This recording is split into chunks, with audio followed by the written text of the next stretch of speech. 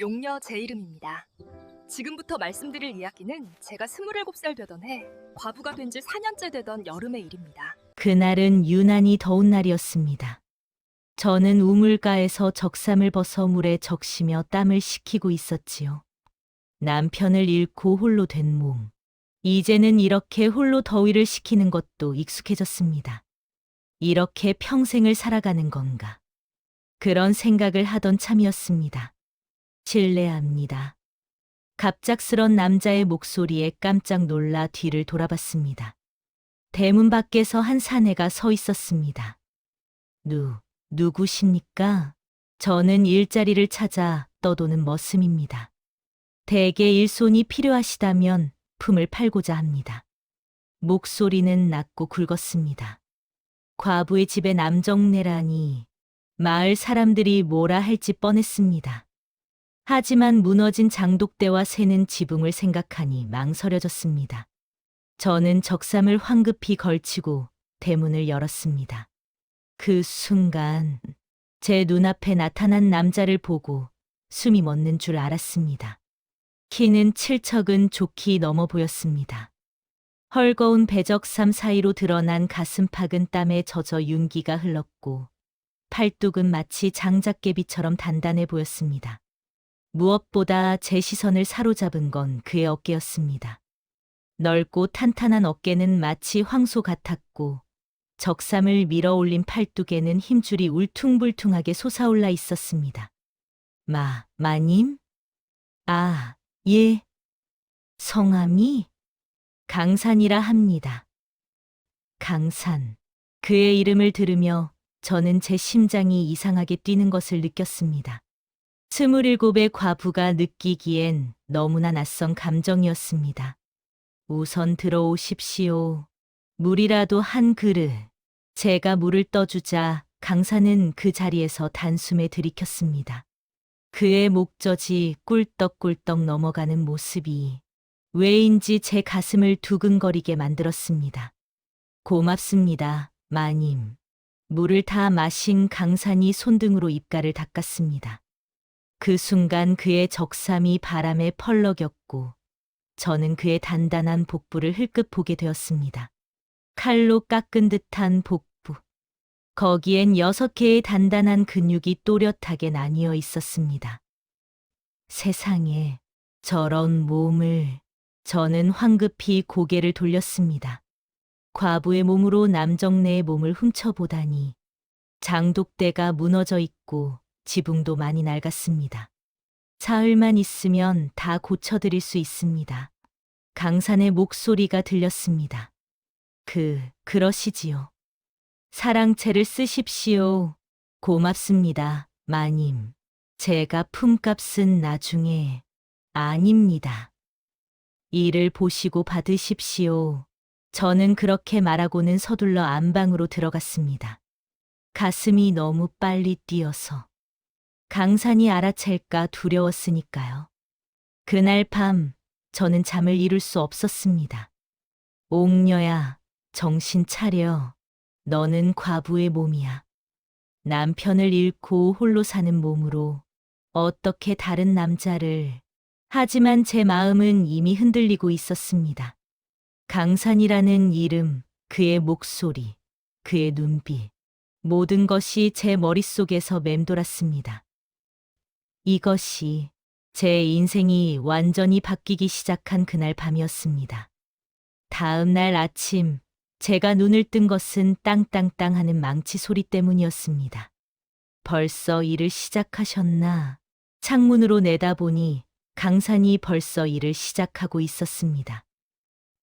그런데 뜨거운 햇살 아래 그는 상의를 벗은 채 일을 하고 있었습니다. 저런 넓은 등판에는 굵은 땀방울이 흘러내렸고 망치를 내리칠 때마다 등의 근육이 물결치듯 움직였습니다. 어깨 죽지의 근육이 팽팽하게 당겨졌다. 이완되기를 반복했지요. 저는 넋을 잃고 그 모습을 바라보고 있었습니다. 햇빛이 그의 땀에 반사되어 반짝이는 모습은 마치 신화 속의 장사 같았습니다. 옥녀야, 정신 차려. 과부가 무슨 스스로를 다잡으며 부엌으로 향했습니다. 하지만 밥을 짓는 동안에도 자꾸만 밖이 신경 쓰였습니다. 점심때가 되었습니다. 제가 밥상을 들고 마루로 나가자 강산이 우물가에서 몸을 씻고 있었습니다. 차가운 물을 머리 위로 끼얹는 강산. 물방울이 그의 가슴팍과 복부를 타고 흘러내렸습니다. 단단한 가슴 근육 사이로 물줄기가 흘러내려 복부의 선명한 근육을 타고 내려갔습니다. 저는 그만 넋을 잃고 서 있었습니다. 마님, 죄송합니다. 너무 더워서. 강산이 저를 발견하고는 황급히 인사를 했습니다. 하지만 그는 상의를 입지 않은 채였습니다. 아, 아닙니다. 어서 드시지요. 저는 황급히 밥상을 내려놓고 안으로 들어가려 했습니다. 그때였습니다. 마님, 강산의 목소리에 뒤를 돌아보는 순간 제 발이 마루 끝에 걸렸습니다. 아, 쿵. 저는 그대로 앞으로 고꾸라졌습니다. 눈앞이 캄캄해지며 아, 다쳤구나 싶었는데 땅에 부딪히지 않았습니다. 강산이 재빠르게 달려와 저를 받아준 것입니다. 괜찮으십니까? 그의 팔에 안긴 채 저는 그의 가슴팍과 마주하고 있었습니다. 아직 물기가 채 마르지 않은 그의 가슴, 코끝에 닿을 듯 가까웠고 그의 심장 소리가 똑똑 들렸습니다. 저. 단단한 팔의 감촉, 넓은 가슴의 온기, 제 온몸에 전율이 흘렀습니다. 이런 느낌은 남편과 함께 했을 때 이후 처음이었습니다. 아니, 어쩌면 남편과도 이런 느낌은 없었을지도 모릅니다. 천천히 일어나십시오. 강산이 조심스럽게 저를 일으켜 세웠습니다. 그의 손이 제 허리를 받치고 있었습니다. 큰 손이 제 가느다란 허리를 완전히 감쌀 수 있을 만큼 컸습니다. 고맙습니다. 저는 얼굴이 화끈거려 그대로 안방으로 뛰어 들어갔습니다. 방문을 닫고 가슴을 쓸어내렸습니다.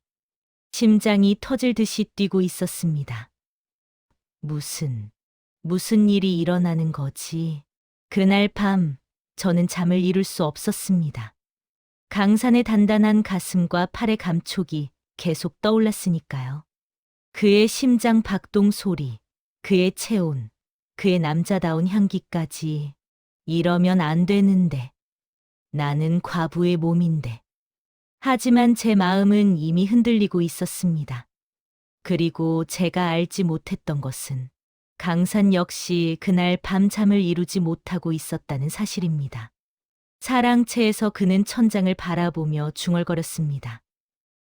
마님은 정말 아름다운 분이시다. 하지만 나는 단지 머슴일 뿐, 감히 그런 마음을 우리 둘 다 알지 못했습니다. 이것이 시작이라는 것을, 그리고 이 감정이 20년을 이어갈 것이라는 것을. 사흘이 지나고 일주일이 지났습니다. 강산은 떠나지 않았습니다. 마님, 저 혼자 사는 것도 외롭고 이 집도 손볼 곳이 많습니다. 제가 한 달만 더 있어도 되겠습니까? 저는 고개를 끄덕였습니다. 솔직히 저도 그가 떠나기를 원하지 않았으니까요. 하지만 문제가 생겼습니다. 마을 사람들이 수군거리기 시작한 것입니다. 어느 날 우물가에서 빨래를 하고 있을 때였습니다. 옥녀 댁에 남자가 들어왔다지. 그러게 말이야. 과부 집에 웬 머슴이래? 젊은 과부의 젊은 머슴. 뭔가 수상하지 않아? 마을 아낙네들의 목소리가 들렸습니다. 저는 빨래하던 손을 멈췄습니다. 에이, 그래도 옥녀가 그럴 사람은 아니잖아. 사람 일을 누가 알아? 밤마다 무슨 일이 벌어지는지. 쉿. 목소리 좀 낮추죠. 당사자가 듣겠어? 저는 주먹을 꽉 쥐었습니다. 아무 일도 없었는데. 단지 일손이 필요해서 머슴을 둔 것뿐인데. 하지만 그 말들이 전혀 근거 없는 것은 아니었습니다. 제 마음속에는 이미 강산을 향한 감정이 싹트고 있었으니까요. 그날 저녁 저는 강산을 불러냈습니다. 강산 씨, 예, 마님. 마을 사람들이 많이 수군거립니다. 제 걱정은 하지 마시고 다른 곳으로 가시는 게 어떻겠습니까? 그때 강산의 얼굴이 굳어졌습니다. 마님께서 제게 떠나라고 하신다면 떠나겠습니다. 강산이 천천히 말했습니다. 하지만 한 가지만 여쭙겠습니다. 제가 마님께 신뢰를 한 적이 있습니까? 아닙니다. 그런 것이 아니라. 그렇다면 마님께서 불편하신 것입니까? 저는 대답할 수 없었습니다. 불편한 것이 아니라 너무 편했으니까요. 너무 익숙해져서 더 이상 그가 없는 삶을 상상할 수 없었으니까요. 저는 말을 잇지 못했습니다. 마님, 강산이 조용히 말했습니다. 저도 마을 사람들의 시선이 부담스럽습니다. 하지만 그가 잠시 망설이다 말을 이었습니다. 저는 마님을 존경합니다. 혼자서 이 집을 지키시고 의젓하게 살아가시는 모습을 제가 조금이나마 도움이 된다면 그것으로 족합니다. 그의 말에 제 가슴이 뭉클해졌습니다.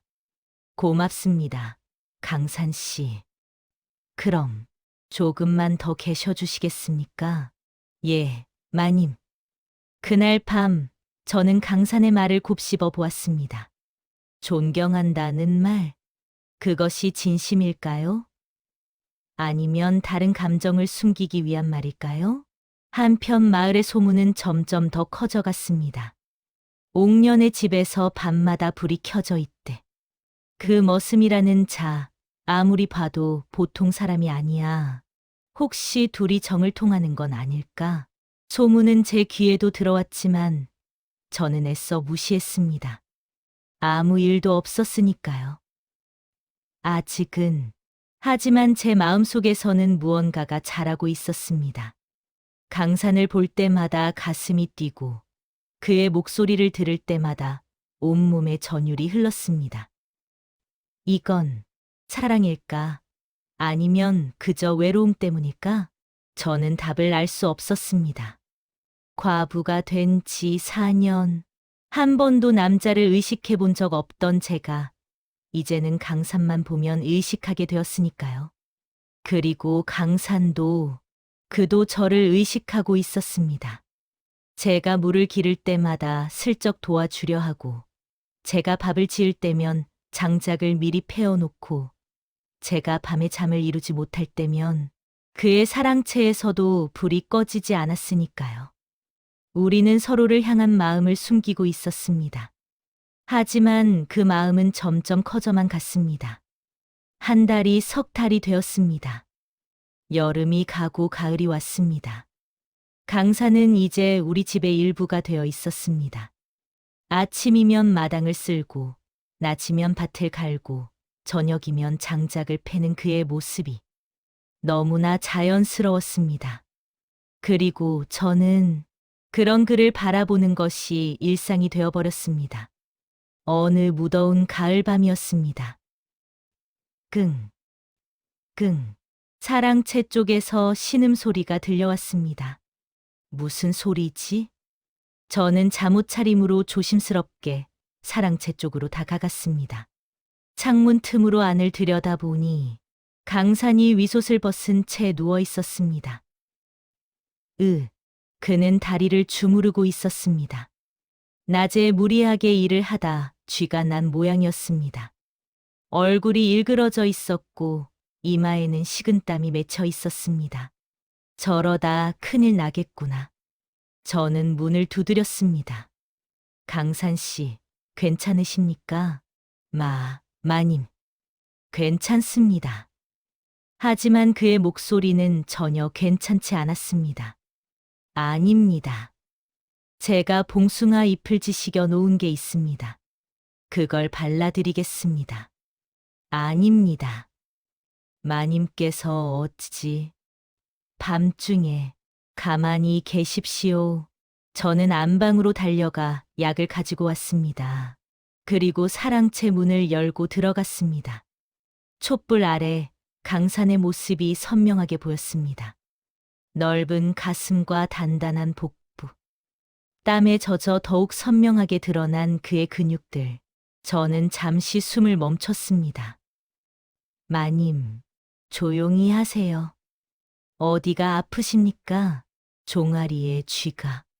저는 그의 다리 쪽으로 갔습니다. 그리고 조심스럽게 약을 발랐습니다. 탄탄한 종아리. 만져보니 마치 돌처럼 단단했습니다. 근육이 뭉쳐서 딱딱하게 굳어 있었습니다. 아, 강산이 신음을 흘렸습니다. 제 손길이 닿자 그는 더욱 긴장한 듯 보였습니다. 가만히 계시라니까요. 저는 그의 다리를 주무르기 시작했습니다. 종아리에서 허벅지까지. 강산의 허벅지는 정말 굵고 단단했습니다. 제 두 손으로도 다 감싸지지 않을 정도였지요. 일을 많이 한 남자의 다리. 그것은 힘과 남성미로 가득했습니다. 마님, 이러시면 조용히 하세요. 쥐가 풀릴 때까지. 저는 계속 그의 다리를 주무르며 약을 발랐습니다. 시간이 얼마나 지났을까요? 제 손은 이제 그의 허벅지 위쪽까지 올라가 있었습니다.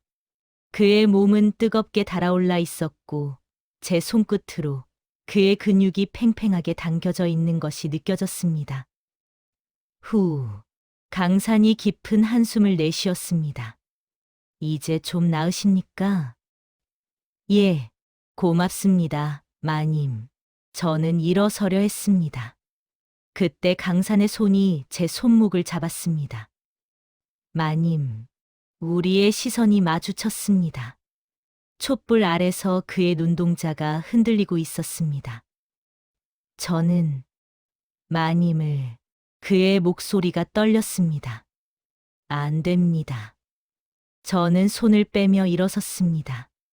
저는 과부의 몸입니다. 우리는 안 됩니다. 마님. 하지만 안 됩니다.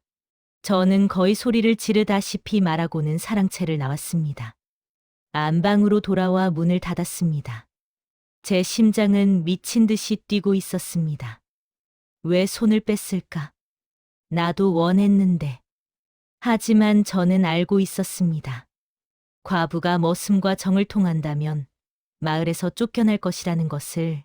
그날 밤 저는 안방에서 떨리는 가슴을 부여잡고 있었습니다. 그리고 사랑채에서도 강산이 같은 마음으로 밤을 지새우고 있었습니다. 마님, 제 마음을 들키고 말았구나. 이제 어찌하지? 우리 둘 다 잠들지 못한 채 그렇게 밤이 깊어갔습니다. 그날 이후 강산과 저는 서로를 피했습니다. 아침에 마주치면 서로 눈을 피했고 식사 시간도 어긋나게 했습니다. 하지만 그럴수록 서로에 대한 마음은 더욱 커져만 갔습니다. 한 달이 지났습니다. 겨울이 다가오고 있었습니다. 어느 추운 겨울날이었습니다. 마을 사람들이 모두 장에 간 날, 저는 집에서 혼자 목욕을 하기로 했습니다. 강산도 아침 일찍 나무를 하러 산에 갔다고 했으니 혼자 있는 시간이었지요. 저는 부엌에서 물을 데워 장독대 뒤 목욕간으로 갔습니다. 오늘은 천천히 씻을 수 있겠구나. 옷을 벗고 따뜻한 물을 몸에 끼얹었습니다. 후, 뜨거운 물이 차가운 몸을 녹여주었습니다. 시원한 바람이 불어왔습니다. 제 맨살에 바람이 닿자 기분이 묘했습니다. 과부가 된 지 이제 5년. 이렇게 목욕을 하는 것조차 조심스러워졌습니다. 혹시라도 누가 볼까, 혹시라도 소문이 날까.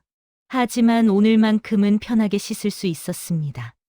저는 머리를 풀고 물을 끼얹었습니다. 긴 머리가 젖어 등을 타고 흘러내렸습니다. 그때였습니다. 마님, 다녀왔습니다. 강산의 목소리가 들렸습니다. 벌써 돌아왔어? 저는 당황해서 얼른 적삼을 입으려 했습니다. 그런데 마님, 장독대에 놓으신 것이 뚜벅뚜벅 발소리가 가까워졌습니다. 마님? 커튼이 젖혀졌습니다. 아, 강산과 제 눈이 마주쳤습니다. 저는 적삼을 반쯤 입은 채 젖은 몸으로 서 있었습니다. 물방울이 어깨를 타고 흘러내리고 있었고 젖은 머리카락이 제 몸에 달라붙어 있었습니다. 죄송합니다. 강산이 황급히 뒤를 돌았습니다. 하지만 이미 늦었습니다. 그는 제 모습을 보았고 저는 그의 놀란 표정을 보았습니다. 기다리십시오. 금방 나갑니다. 저는 황급히 옷을 챙겨 입었습니다. 손이 떨려서 제대로 매듭도 짓지 못했습니다. 하지만 제 마음은 이상하게 뛰고 있었습니다. 강산의 눈빛. 제 몸을 본 그의 눈빛이 떠올랐습니다. 놀람과 당황, 그리고 그 속에 담긴 다른 무언가. 욕망, 아니면 사랑? 마님, 정말 죄송합니다. 제가 너무 경솔했습니다. 강산이 고개를 숙인 채 말했습니다. 그는 여전히 저를 바라보지 않았습니다. 괜찮습니다. 저도 문을 채우지 않은 제 잘못입니다. 어색한 침묵이 흘렀습니다. 강산 씨, 예, 마님. 우리 이러면 안 되는 걸 알면서도 저는 말을 잇지 못했습니다. 강산이 천천히 고개를 들었습니다. 그의 눈빛에는 간절함이 담겨 있었습니다. 마님, 저는 마님을 존경한다고 말씀드렸습니다. 하지만 그것은 절반의 진실이었습니다. 무슨 말씀이십니까? 저는 마님을 사랑합니다. 그 순간 세상이 멈춘 것 같았습니다. 처음 이 집에 들어왔을 때부터, 아니, 대문에서 마님을 처음 뵈었을 때부터 저는 마님을 사랑했습니다. 강산 씨, 하지만 제가 어찌 감히, 저는 떠돌이 머슴이고 마님은 양반댁 과부이신데 저는 그의 말을 막았습니다. 말씀하지 마십시오. 마님, 저도 알고 있습니다. 제 마음도 같은 것임을 바람이 불었습니다. 젖은 머리카락이 바람에 날렸습니다. 하지만 우리는 안 됩니다. 마을 사람들이 알게 되면 아무도 모를 것입니다. 강산이 한 걸음 다가왔습니다. 우리가 조심한다면 아무도 모를 것입니다. 하지만 마님, 저는 평생 마님만을 섬기겠습니다. 낮에는 머슴으로, 밤에는 그는 말을 멈췄습니다. 저는 답할 수 없었습니다. 제 마음은 이미 그에게로 기울었지만 이성은 말렸으니까요. 생각할 시간을 주십시오. 예, 마님. 제가 너무 급했습니다. 강산은 고개를 숙이고 물러났습니다. 그날 밤 저는 창문 너머로 사랑채를 바라봤습니다. 거기서도 불이 켜져 있었습니다. 강산 씨, 당신도 잠을 못 이루시나요? 제 마음은 이미 정해져 있었습니다. 다만 그것을 인정하기가 두려웠을 뿐 며칠이 지났습니다. 저는 여전히 강산에게 답을 주지 못했습니다. 그러던 어느 날 하늘에서 천둥이 치기 시작했습니다. 장마가 시작된 것입니다. 천둥이 치고 비가 억수같이 쏟아지던 밤이었습니다. 쾅! 번개가 치며 집이 흔들렸습니다. 저는 이불을 뒤집어 쓰고 떨고 있었습니다. 어렸을 때부터 천둥을 무서워했던 저는 쿵! 그때 갑자기 무언가 쓰러지는 소리가 들렸습니다. 강산 씨. 저는 우산도 쓰지 않고 사랑채로 달려갔습니다. 빗물이 온몸을 적셨지만 신경 쓸 겨를이 없었습니다. 강산 씨, 괜찮으십니까? 문을 열자 강산이 바닥에 쓰러져 있었습니다. 그는 높은 열에 시달리고 있었습니다. 온몸이 불덩이처럼 뜨거웠고 땀이 비 오듯 흘러내렸습니다. 강산 씨, 정신 차리십시오. 저는 그를 부축해 방으로 들어갔습니다. 하지만 그의 몸은 너무 무거웠습니다. 큰 체구에 무거운 근육? 저 혼자서는 감당하기 어려웠습니다. 마님, 괜찮습니다. 조용히 하세요. 저는 온 힘을 다해 그를 방으로 끌고 들어갔습니다. 그리고 이불을 덮어주고 찬물을 떠왔습니다. 적삼을 벗으셔야 합니다. 열을 내려야. 저는 조심스럽게 그의 적삼을 벗겼습니다. 촛불 아래 드러난 그의 상체. 넓은 가슴과 단단한 복부에는 땀이 송글송글 맺혀 있었습니다. 평소보다 더 뜨겁고 더 빛나 보였습니다. 저는 물수건으로 그의 몸을 닦아주기 시작했습니다. 가슴, 어깨, 팔, 복부. 제 손이 그의 몸을 닦아낼 때마다 그의 근육이 미세하게 떨렸습니다. 마님, 강산이 눈을 떴습니다. 열에 들뜬 그의 눈빛이 저를 바라봤습니다. 제가 마님을 사랑합니다. 강산 씨, 지금은 쉬셔야 참으려 했습니다. 참으려 했지만 더 이상 참을 수가 없습니다. 그가 제 손을 잡았습니다. 뜨거운 손이었습니다. 저도 같은 마음입니다. 제가 그렇게 말하는 순간 강산이 저를 끌어당겼습니다. 마님, 그의 팔에 안긴 우리는 서로를 바라보았습니다. 밖에서는 비가 쏟아지고 천둥이 쳤습니다. 하지만 이 방 안에서는 오직 우리 둘만 있었습니다. 하지만 우리는 안 됩니다. 마을 사람들이 아무도 모를 것입니다. 이 비 내리는 밤, 아무도. 강산의 손이 제 뺨을 어루만졌습니다. 뜨겁고 거친 손이었지만 너무나 부드러웠습니다. 강산 씨, 마님, 제가 평생 지켜드리겠습니다. 그러니 그의 입술이 제 이마에 닿았습니다. 뜨거운 입맞춤이었습니다. 마님, 사랑합니다. 저도 사랑합니다. 그날 밤, 비 내리는 소리 속에서 우리는 비로소 하나가 되었습니다. 뜨거운 열기 속에서, 떨리는 손길 속에서 우리는 서로를 확인했습니다. 강산의 넓은 가슴에 안겨 그의 심장 소리를 들으며 저는 비로소 살아있음을 느꼈습니다. 과부가 된 지 5년, 처음으로 여자로서의 제 자신을 느꼈습니다. 마님, 후회하지 않으십니까? 새벽이 밝아올 무렵 강산이 물었습니다. 후회는 나중에 해도 되지 않을까요? 저는 그의 가슴에 얼굴을 묻으며 말했습니다. 지금 이 순간이 너무 행복해서. 저도 그렇습니다, 마님. 강산이 저를 꽉 안았습니다. 밖에서는 여전히 비가 내리고 있었습니다. 하지만 우리는 따뜻했습니다. 서로의 온기로. 그날 이후 우리의 삶은 완전히 바뀌었습니다. 낮에는 여전히 주인과 머슴이었습니다. 강산은 예의 바르게 저를 마님이라 불렀고 저는 그를 강산 씨라 불렀습니다. 하지만 밤이 되면 우리는 연인이었습니다. 옥녀, 강산이 처음으로 제 이름을 불렀을 때 저는 울었습니다. 왜 우십니까?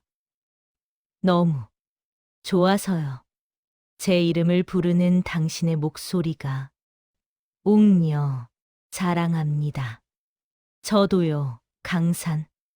우리는 완벽하게 비밀을 지켰습니다. 낮에는 절대 눈빛 하나 주지 않았고 밤에만 사랑채에서 만났습니다. 1년이 지났습니다. 옥녀, 제가 드릴 게 있습니다. 어느 날 밤, 강산이 작은 주머니를 꺼냈습니다. 이게 뭡니까? 열어보십시오. 주머니 안에는 작은 비녀가 들어 있었습니다. 나무로 정성스럽게 깎은 비녀였습니다. 제가 직접 만든 것입니다. 변변찮지만 아름답습니다. 저는 눈물을 흘렸습니다. 가난한 머슴이 무엇을 줄 수 있겠습니까? 하지만 이 정성이, 이 마음이 고맙습니다. 강산. 옥녀, 제가 양반이었다면, 제가 부자였다면 당신에게 더 좋은 것을 해드릴 수 있었을 텐데. 아닙니다. 이것이 최고입니다. 당신의 손으로 만든 것이니까요. 2년이 지났습니다. 마을 사람들의 수군거림은 점점 잦아들었습니다.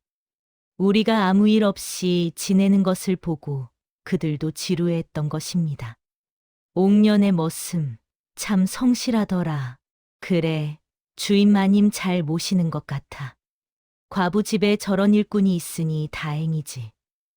이제 사람들은 우리를 의심하지 않았습니다. 우리의 연기가 완벽했으니까요. 하지만 5년이 지나자 새로운 문제가 생겼습니다. 옥녀, 당신 나이가 이제 32입니다. 재혼을 생각해보는 게 마을 어른이 저를 불러 말했습니다. 괜찮습니다. 저는 이대로 살겠습니다. 하지만 여자가 혼자 사는 것이 아이도 없는데 강산 씨가 있지 않습니까? 그래도 그건 머슴이고 저는 강산 씨가 있으면 충분합니다. 제 말에 어른은 고개를 저었습니다. 에이, 고집불통이군. 그날 밤 저는 강산에게 그 이야기를 했습니다. 재혼하라니 제가 어찌... 옥녀, 당신이 재혼하신다면 저는... 강산의 얼굴이 굳어졌습니다. 절대 그럴 일 없을 겁니다. 제게는 당신이 있으니까요. 하지만 우리는 정식 부부가 아닙니다. 당신에게 아이도 줄 수 없고 괜찮습니다. 당신만 있으면 됩니다. 10년이 지났습니다. 세월은 빠르게 흘렀습니다. 제 나이 37, 강산은 40이 넘었습니다. 옥녀, 흰머리가 보이네요. 당신도 마찬가지잖아요. 우리는 웃었습니다. 함께 늙어간다는 것이 이렇게 행복한 일인 줄 몰랐습니다. 하지만 15년째 되던 해 위기가 찾아왔습니다. 마을에 새로운 원님이 부임해 왔는데 그분이 과부의 재혼을 적극 권장하는 분이었습니다. 옥녀라는 과부가 있다지. 나이가 어떻게 되나? 42입니다. 날이. 42이면 아직 젊지 않은가. 재혼을 시켜야겠어. 하지만 본인이 원하지 않는다고. 과부가 혼자 사는 것은 나라의 기강을 해치는 일이네. 적당한 남자를 찾아보게. 소문을 들은 저는 강산과 의논했습니다. 어떻게 하지요? 도망갈까요? 어디로요? 우리가 도망가면 더 수상하게 보일 텐데. 그럼 우리는 고민에 빠졌습니다. 그때 강산이 말했습니다. 옥녀, 제게 한 가지 방법이 있습니다. 무엇입니까? 우리가 정식으로 혼인신고를 하는 겁니다. 무슨 말씀이세요? 과부와 머슴이 어떻게? 제가 사실은 양반 출신입니다. 네, 저는 깜짝 놀랐습니다. 무슨 말씀을 나중에 자세히 말씀드리겠습니다. 하지만 지금은 우리가 정식으로 혼인을 해야 할 것 같습니다. 결국 우리는 마을 어른들께 정식으로 혼인 신고를 했습니다. 처음에는 놀라는 사람들도 있었지만 15년을 함께 산 우리를 보며 모두 축복해 주었습니다. 15년이나 함께 있었으면 부부지 뭐. 그래, 이제라도 정식으로 하니 다행이야. 20년. 우리는 비밀의 사랑으로 20년을 함께 했습니다. 정식 혼인을 한 후 저는 강산에게 물었습니다. 당신이 양반 출신이라고 했지요? 예, 옥녀. 우리는 대청마루에 나란히 앉아 있었습니다. 가을 단풍이 뜰에 가득했습니다. 이제 모든 것을 말씀드리겠습니다. 강산이 깊은 한숨을 쉬며 말을 시작했습니다. 제 본명은 김강산입니다. 당신의 돌아가신 남편, 김진사 어른은 저의 친형이었습니다. 네. 저는 너무 놀라 말을 잇지 못했습니다. 형님께서 돌아가시기 전 저를 부르셨습니다. 병상에 누워 계시면서 강산의 눈에 눈물이 맺혔습니다. 형님은 말씀하셨습니다. 강산아, 내가 죽으면 내 아내가 혼자 남겨질 것이다. 그 여인은 아직 젊고 홀로 살기 힘들 것이다. 멀리서라도 지켜주게. 하지만 절대 정체를 밝히지 말게. 그 여인이 재혼할 수 있도록 자유를 주어야 한다. 그래서, 그래서 저는 20년 전 머슴의 모습으로 이 집에 들어온 것입니다. 저는 눈물을 흘렸습니다. 그런 사연이 형님과의 약속, 저는 그 약속을 지키려 했습니다. 당신을 멀리서 지키기만 하고 절대 마음을 주지 않으려 했습니다. 하지만 저도 사람인지라 당신과 함께 살면서 당신의 모습을 보면서 의리였던 마음이 언제부턴가 사랑으로 변해갔습니다. 강산이 제 손을 잡았습니다. 그래서 더욱 괴로웠습니다. 형님과의 약속을 배신하는 것 같아서. 하지만 당신을 사랑하는 마음을 멈출 수가 없었습니다. 강산. 그래서 20년 동안 숨겼습니다. 제 정체도, 제 마음도. 하지만 이제는 더 이상 숨길 수 없습니다. 저는 그를 끌어안았습니다. 당신은 20년 동안 혼자 그 무거운 짐을 지고 계셨군요. 옥녀. 형님과의 의리, 그리고 저를 향한 사랑. 두 가지 사이에서 얼마나 힘드셨습니까? 하지만 이제는 괜찮습니다. 형님께서도 이해해 주실 겁니다. 제가 당신을 진심으로 사랑하고 평생 지켜드렸다는 것을 우리는 한참을 그렇게 안고 있었습니다. 옥녀, 한 가지 더 말씀드릴 게 있습니다. 무엇입니까? 제게는 재산이 있습니다. 형님께서 물려주신 전답이 그런 건 중요하지 않습니다. 저는 그의 말을 막았습니다. 당신이 양반이든 머슴이든 부자든 가난하든 저는 그저 당신을 사랑합니다. 20년 동안 저를 지켜준 당신을 고맙습니다, 옥녀. 저야말로 고맙습니다, 강산. 그날부터 우리는 정식 부부로 살기 시작했습니다. 마을 사람들은 우리를 축복해 주었고 우리는 떳떳하게 함께 살 수 있었습니다. 2년 후 강산의 형님 묘소를 함께 참배했습니다. 형님, 제가 약속을 지켰습니다. 형수님을 평생 지켜드렸습니다. 그리고 강산이 묘 앞에 절을 올리며 말했습니다. 그리고 사랑하게 되었습니다. 용서해 주십시오. 저도 함께 절을 올렸습니다. 서방님, 고맙습니다. 저에게 이렇게 좋은 분을 보내주셔서. 그리고 강산 씨, 감사합니다. 22년 동안 저를 지켜주셔서. 묘 앞에서 바람이 불었습니다. 형님이 우리를 축복해 주시는 것 같았습니다. 그로부터 다시 2년이 흘렀습니다. 어느 가을날 우리는 다시 대청마루에 앉아 있었습니다. 옥녀, 우리 이제 노부부가 되었네요. 그러게요. 제 나이 47, 당신은 50네? 긴 세월이었습니다. 하지만 행복한 세월이었지요. 옥녀, 후회는 하지 않으십니까? 만약 다른 양반과 재혼하셨다면 후회는 없습니다.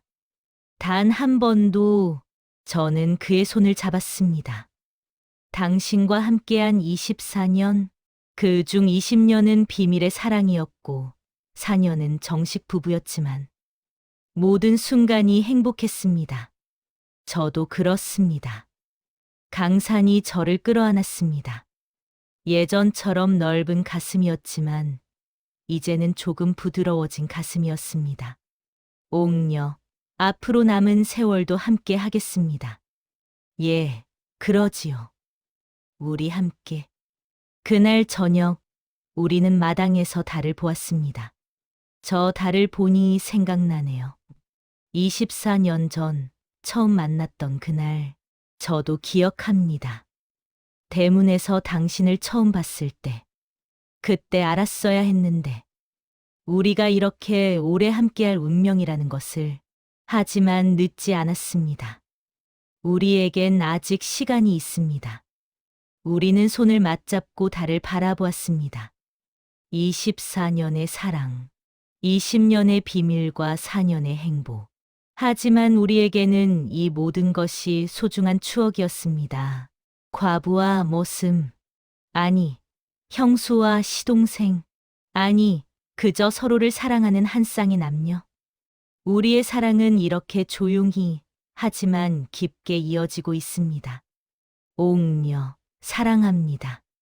저도 사랑합니다. 강산, 달빛 아래 우리의 그림자가 하나로 겹쳐졌습니다. 그리고 이것이 저희 부부의 이야기입니다. 24년간의 기다림과 사랑의 이야기. 여러분, 사랑은 때로 조용히 기다리는 것입니다. 서두르지 않고 상대를 존중하며 진심을 지키는 것입니다. 저희 부부처럼 오랜 시간이 걸리더라도 진심은 반드시 통한다는 것을 믿으시기 바랍니다. 여러분의 구독과 좋아요가 세상의 진실을 널리 알립니다. 어느 지역에서 눌러주시는지 그곳을 향해 하트를 보내드리겠습니다.